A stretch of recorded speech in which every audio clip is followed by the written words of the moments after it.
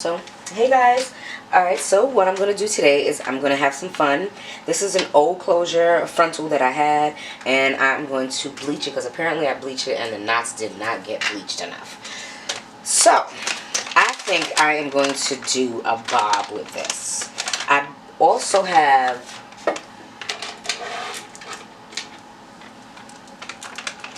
bundles that were red, and I'm going to also show you how I can get the red out of the bundles and make them blonde again. Let's see how blonde it's going to really get. Alright, come on. Come out. Guess that didn't work.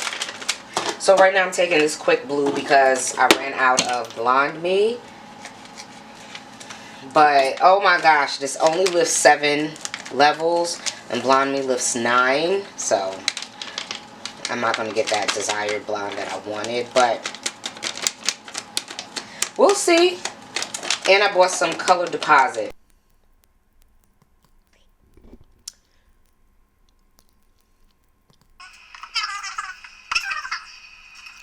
Alright, so what we have.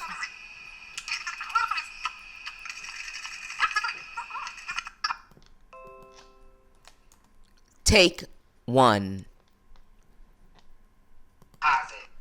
Alright, so what we're doing now is pretty much I'm going and I'm adding more of the 30 volume developer.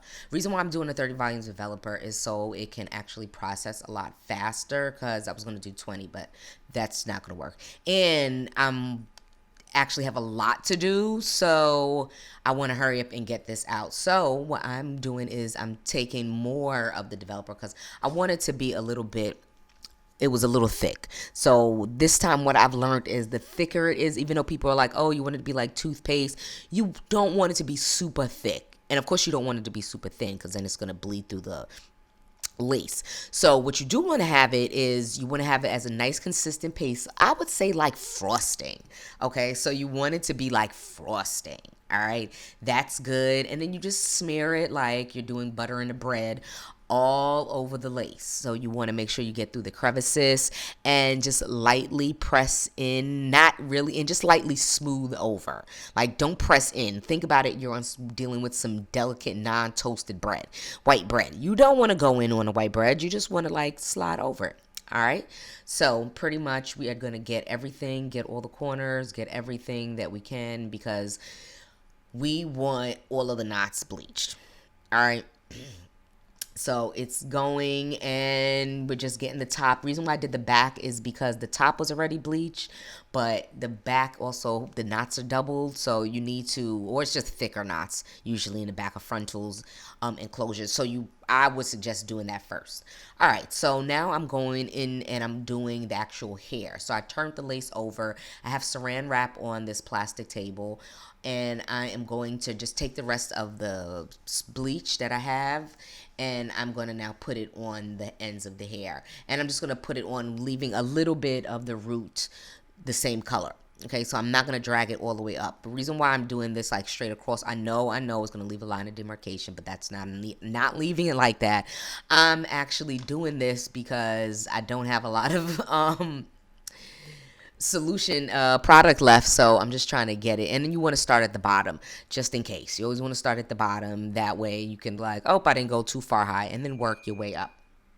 So I'm going in and we're just going to blend everything, and pretty much, yeah, look at it go. So we're going to just leave that there for like 15-20 minutes. Actually, I'm just going to keep monitoring it and seeing how light it's going to get, because I don't want the hair to break off at the roots, just in case if it over processes, because I mean it's 30, it shouldn't over process, but I already did process it anyway, so I don't know. And this frontal is some frontal that I had from another vendor who actually sent me, I ordered something and they sent me like 3 frontals, but the frontals are crappy, so I never gave it to anyone, and I just kept it. And I'm just now, hey, why not just see if I could just make something out of this frontal. It's HD lace. HD lace is hard to come by. Let's just, hey, practice and see what comes out of it. All right, cool. All right, so now what we have here, we are pretty much gonna wrap that up. And yes, we are putting on the frontal. This is another frontal. Like I said, they gave me a bunch of frontals. And I'm just measuring it because I don't want to wait until the actual thing here is processed, and then I have to wait and wait. So I can actually draw my guidelines on this right now, and I should be good to go. All right, so what I'm going to do, I did already, was measure the wig cap to make sure it was my measurements, and they were my measurements. So now I'm putting the guidelines. Are hitting the sewing machine, and we are just going to sew this onto the ventilated cap. As you can see, the hair is red, so that is my starting point, pretty much, and that is what I'm going to have to fix. Okay? Okay.